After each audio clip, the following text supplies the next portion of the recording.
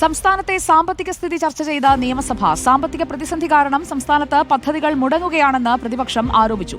നികുതിയേതര വരുമാനം വർദ്ധിച്ചെന്നും പ്രതിസന്ധിയില്ലെന്നും ധനമന്ത്രി കെ.എൻ. ബാലഗോപാൽ മറുപടി നൽകി. മാത്യു കോൽനാടൻ നൽകിയ അടിയന്തര പ്രമേയ നോട്ടീസിലാണ് സഭാ നടപടികൾ നിർത്തിവെച്ച ധനപ്രതിസന്ധി ചർച്ച ചെയ്തത്.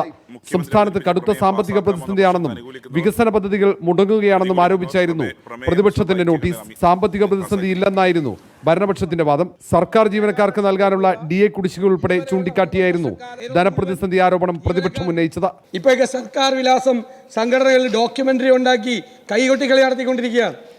1 ലക്ഷം കോടി രൂപയാണ് ജീവനക്കാർക്കും പെൻഷൻകാർക്കും കൂടി ഈ ഗവൺമെന്റ് കൊടുക്കാനുള്ളത്. പ്രതിപക്ഷ ആരോപണങ്ങൾ തള്ളിയ ധനമന്ത്രി കെ.എൻ. ബാലഗോപാൽ നികുതിയേതര വരുമാനത്തിന്റെ കണക്കുകളാണ് നിരത്തിയത്. നികുതി പിരിവിൽ വിട്ടുവീഴ്ച ഉണ്ടാകില്ലെന്നാണ് ധനമന്ത്രിയുടെ പ്രഖ്യാപനം. സംസ്ഥാനത്തിന്റെ നികുതി വരുമാനം 47,660 കോടിയിൽ നിന്ന് 76,682 കോടിയായി വർദ്ധിച്ചു. ഞാൻ പറഞ്ഞു, ആ വർധന കൊണ്ടാണ് നമുക്ക് ഇത് പിടിച്ചു നിൽക്കാൻ പറ്റിയത്.